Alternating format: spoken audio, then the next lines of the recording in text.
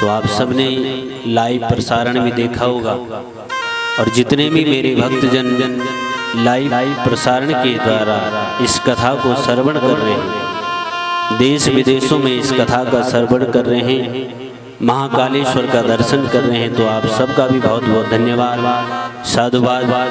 क्योंकि ये कथा जो है लाइव प्रसारण हो रही है और पूरे देश और विदेशों में चल रही है, तो आप लोग कितने बड़े भाग्यशाली हैं, कितने पुण्यशाली हैं कि आप लोग देश बैठे हुए तो यहाँ हैं, लेकिन देश विदेश वाले भी आप सबको देख रहे हैं कि महाकालेश्वर के मंदिर में सुंदर कथा हो रही है। उत्तरकाशी में महाकालेश्वर का दिव्य मंदिर है और सब भक्तजनों को देखने का अवसर मिल रहा है, तो आप सभी लोग कितने बड़े भाग्यशाली हैं। और आए हम सब लोग, आज हमने सुंदर इस मंगल कलश यात्रा के साथ में आज श्री गणेश किया है इस कथा का। तो मंगल करने वाली जो कथा है वो श्रीमद् भागवत है,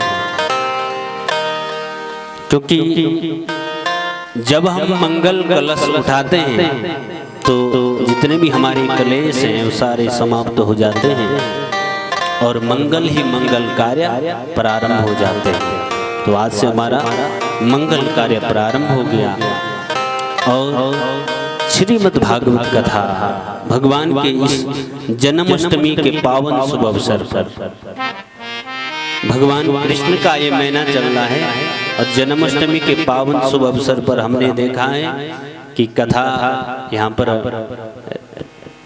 करनी शुभ रहेगी, क्योंकि मंदिर खाली नहीं होने चाहिए। क्योंकि जब तीर्थ होते हैं, जब हमारे कोई भी त्योहार होते हैं, ये भगवान की जो शिवरात्रि होती है, नवरात्रि होती है और भगवान की जन्माष्टमी होती है, तो इस क्षण में इस सुंदर पर्वों पर मंदिर खाली नहीं होने चाहिए। मंदिर में कुछ न कुछ कार्य होना चाहिए, क्योंकि तभी ही मंदिर होते हैं और मंदिर पूजा पाठ के लिए, कथा के लिए ही बनाए जाते हैं।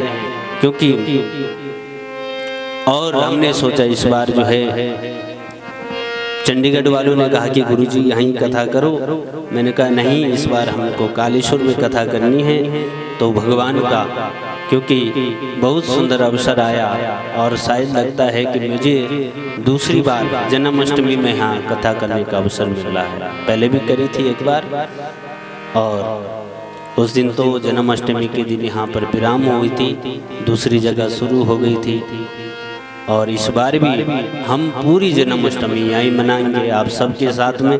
ये बड़ा सौभाग्य है और कंचीण वालों का तो बड़ा ही सौभाग्य है कि समस्त ग्रामवासी आप लोग यहाँ पर हर साल जो है तन मन और धन से आपके जितने भी बालक हैं, छोटे हैं, बड़े हैं, सब लगे। क्योंकि राम काज करबे को आतुर, राम काज के लिए किसी भी बच्चे को, किसी भी बूढ़े को, किसी भी माता को, किसी भी बहन को पीछे नहीं होना है।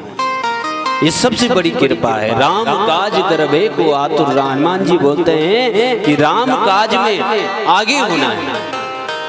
ये सबसे बड़ी कृपा है। जहाँ पर भगवान की कथा हो, भगवान का पाठ हो, भगवान के भजन हो, तो सबसे पहले आगे होना है। भगवान बोलते हैं कि मैं हर क्षण उनके साथ में रहता हूँ, क्योंकि जो मेरे भगवान के लिए आगे होता है मैं उसके साथ में आगे होता हूँ। क्योंकि जो राम के काज में आतुर हो, आगे हो, वही भगवान का परम भक्त होता है। और आप सब ने कितनी सुंदर व्यवस्था बनाई। हमारे साउंड मास्टर हैं, टेंट वाले भैया हैं, नोटियाल जी, और जो इस कथा को लाइव प्रसारण करवा रहे हमारे बबलू भैया जी वो दिल्ली से, और उनके जो छोटे अनुज हैं आयुष जी, तो आप भी इस बार उत्तरकाशी में पधारे हैं, तो आपका भी बहुत बहुत धन्यवाद। और बबलू भैया जी का भी जहाँ पर हमारी कथा होती है तो आप वहाँ पर आते हैं और सीधा महाराज बिना बोले हुए, बिना किए हुए एक फ़ोन जाना चाहिए और आप जो हैं तुरंत पहुंच जाते हैं, तो आपका भी बहुत बहुत धन्यवाद। तो आइए आज हम प्रथम दिवस की कथा में पहले मंगलाचरण होता है, जिसका आचरण मंगल हो वही मंगलाचरण होता है। और जिसका अब हम श्रीमद् भागवत कथा भगवान कृष्ण की पावन दिव्य चर्चाओं में अब अवगाहन करेंगे। और श्री यानी लक्ष्मी जी, मध्य यानी जो श्रेष्ठ होता है, ऐसा श्रेष्ठ पुराण की कथा आप सब लोग श्रवण करेंगे। और भागवत, चार शब्दों में है भागवत। भा से भागवता चार शब्द हैं, और चार शब्द में जो है भा यानी भाव, विचार, भगवान। समझ रहे? जब हमारे भाव बने, विचार बने, तब भगवान की कृपा। गा यानी ज्ञान। जब विचार, हमारे भाव अच्छे हैं, जब हमारे अंदर के विचार अच्छे होंगे, भाव अच्छे होंगे, तो हमारे अंदर गा यानी ज्ञान, तब हमको ज्ञान की प्राप्ति। और वाह यानी वैराग्य। भगवान की कथा में, भगवान की पावन लीलाओं को सुनने में वैराग्य उत्पन्न होता है। वैराग्य यानी भगवान की प्राप्ति।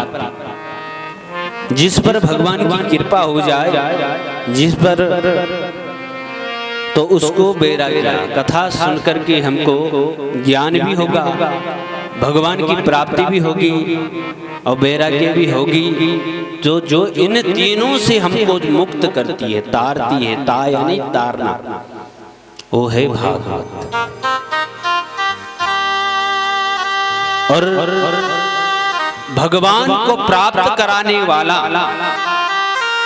भगवान का मार्ग दिखाने वाला, वो है भागवत। तो ऐसी पावन श्रीमद् भागवत कथा की आप लोग श्रवण करेंगे। और महाराज श्री कृष्णाय वासुदेवाय हरे परमात्मने प्रणतक्लेशनाशाय श्रीकृष्णाय वयम्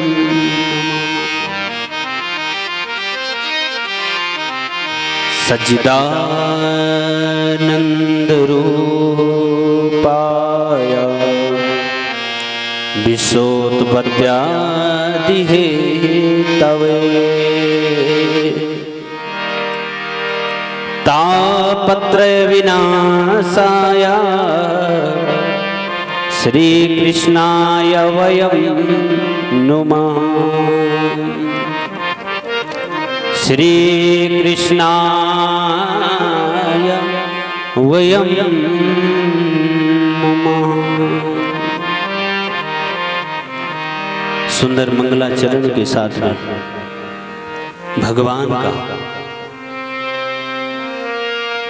जो पुराणों में श्रेष्ठ पुराण है, सबसे पहले महात्म्य होता है। और महात्म्य का अर्थ होता है महत्व। जब तक हमने किसी के बारे में जाना नहीं, तब तक हम जो है इस पुराण की, इस कथा के बारे में भी नहीं जान सकते। जब तक हमने किसी के बारे में, महत्व यानी किसी के बारे में, हमको अगर जोशियाड़ा जाना है या कालेश्वर मंदिर में जाना है, तो सबसे पहले इसका मार्ग कहाँ से होगा, रास्ता कहाँ से होगा, हमको पहले रास्ता ढूंढना पड़ेगा, तब हम मंदिर तक पहुँचेंगे। तो ऐसे ही श्रीमद् भागवत का मार्ग बता रहे हैं पद्म महापुराण। अपने आप अगर कोई अपनी बात करे तो अच्छा नहीं लगता है, क्योंकि जब दूसरे के मुख से अपनी बात को सुने तो बहुत अच्छा लगता है। ऐसे ही पद्म महापुराण श्रीमद् भागवत महापुराण के 6 अध्यायों में बता रहे हैं महत्व में। और महात्म्य यह है कि हमने एक दूसरे के बारे में जानना। तो भगवान का स्वरूप बताया है कि भगवान का स्वरूप कैसा है। सच्चिदानंद रूपाय, भगवान का रूप क्या है? सत्य है, चित्त है और आनंद है। जो हमको अपनी आंखों से दिखाई दे रहा है, समझ रहे हैं क्या? ये मंदिर, ये भगवान की सुंदर सुंदर कथाएं, ये भगवान का जो सुंदर मूर्ति का दर्शन करना, ये सत्य है और कोई सत्य नहीं है। ये मोह माया है। सत्य क्या है? जो परमात्मा है।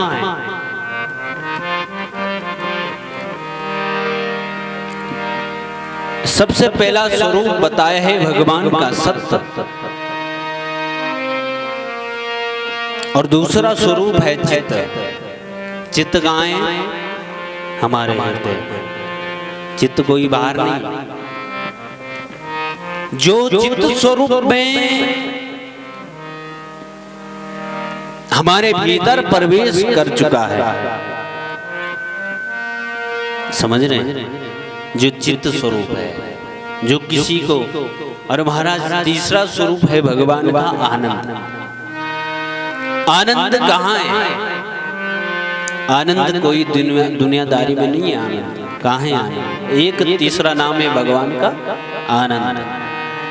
आनंद हमारे भीतर से प्रकट होता है, क्योंकि जब हम भगवान की कथा श्रवण करते हैं, भगवान के भजनों को सुनते हैं, और भगवान की कथा सुन करके हमको आनंद की प्राप्ति होती है। कोई नाच गानों में थोड़ी नहीं है आनंद। ये दुनियादारी में महाराज इतने बड़े बड़े कोठी बंगले बना दिए, क्या उसमें आनंद है? नहीं। आनंद कहाँ है? हमारे हृदय से प्रकट होने वाली है। आनंद कोई ऐसी चीज नहीं है कि हम दुकान से खरीद करके लाए तब हमको आनंद आएगा।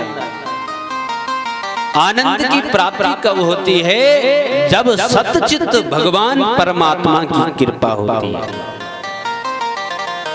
जब महादेव कालेश्वर की कृपा होती है, तब आनंद प्रकट होता है। विश्व उत्पत्त्यादि है तवे, विश्व की उत्पत्ति करते हैं कौन? भगवान। पारब्रह्म परमात्मा क्या करते हैं? जिन्होंने विश्व को बनाया, संसार को बनाया। और तापत्रय विनाशाय श्री कृष्णाय वयं नमः। भगवान ने तीनों तापों में, आदि देविक, आदि भौतिक और आध्यात्मिक, देहिक देविक भौतिक ताप, 3 ताप विश्व की उत्पत्ति करी, विश्व का पालन किया और विश्व का संहार किया। भगवान ने सृष्टि की रचना करी और सृष्टि का पालन कर रहे हैं, और अंत में क्या करते हैं? संहार करते हैं। 3 तापों में। तापत्रय विनाशाय